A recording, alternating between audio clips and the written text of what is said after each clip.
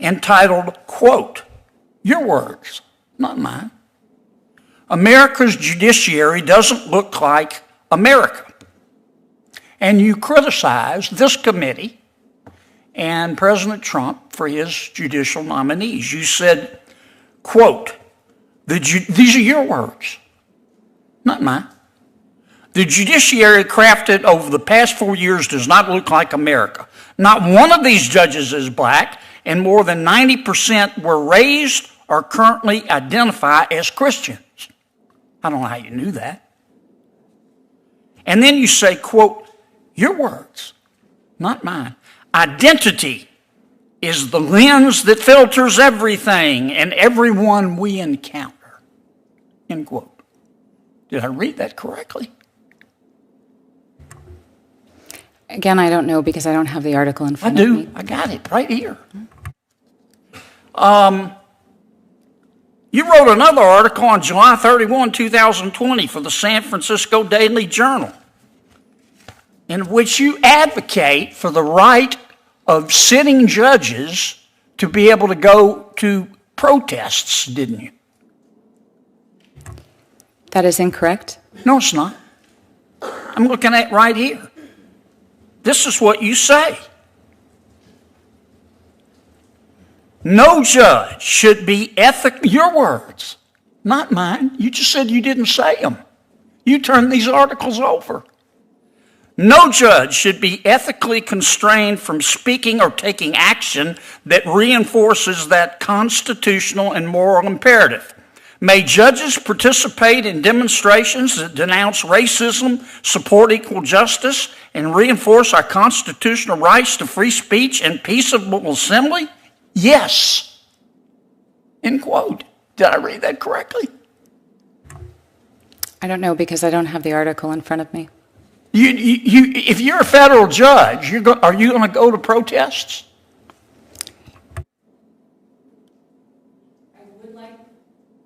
I would like to answer the substance of the underlying question that was asked. I'd like you to answer my question. I've only got another minute or so. If you're a federal, let me put it another way. Have you ever gone to a protest, a public protest, while you're a sitting judge? Senator Kennedy, the article that you are referring to Have you ever gone to a protest while you're a sitting judge? I do not believe that I have ever attended a protest as a sitting judge, or perhaps ever in my life. Uh-huh. And you talk about GRILLS, Inc. You say you've never heard of them. You were on the, or you don't know that much about them. You were on the board from 2014 to 2024. You're still on their board, aren't you? I'm not. My term expired this last month. And you've given them over $50,000, haven't you? I do not believe that is correct. That's what your report says. And this is the same GRILLS, Inc. that says, quote, on its website, here's how they define GRILLS. Quote, GRILLS refers to gender expansive youth, cis girls, trans girls, non-binary youth, gender and non-conforming youth, genderqueer youth, and any girl-identified youth. Did I read that correctly? I don't know. I've never heard of that policy or that definition right. from GRILLS, Inc.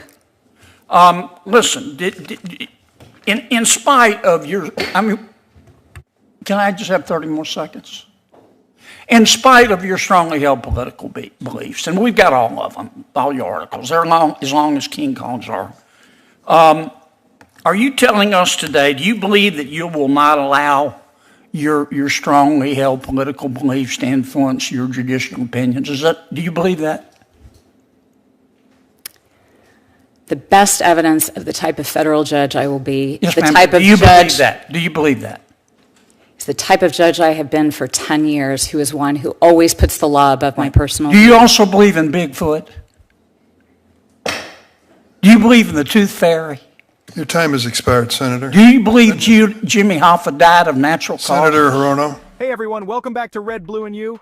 Today we're diving into one of the most heated Senate Judiciary hearings. Senator John Kennedy grilled Judge Wise about past articles and political statements. I've broken down the exchange into 10 key moments. Stick around for number 10. Smash that like button and hit subscribe so you never miss an update. Now let's get into it. Senator Kennedy wasted no time. From the start, he accused Judge Wise of not being honest about his record. Kennedy cited a 2017 Time magazine article where Wise argued recognizing only male and female genders burdens the judiciary. Wise claimed he couldn't confirm the quote without seeing the article. Then, Kennedy dropped another bombshell, a 2020 article from The Atlantic criticizing Trump's judicial nominees, saying, "Identity is the lens that filters everything." That's a strong statement. Should judges see the world through an identity lens? Comment below. Kennedy wasn't done yet. He pulled out a third article from the San Francisco Daily Journal where Wise allegedly supported judges attending protests. Wise denied it, but Kennedy read his words back. The tension? Through the roof. Kennedy asked, "Have you ever attended a public protest while serving as a judge?" Wise's answer, "I do not believe that I have." Hold up, I do not believe. Not a firm no. Kennedy turned to Wise's 10-year connection with GRILLS, Inc., a group advocating for gender-expansive youth.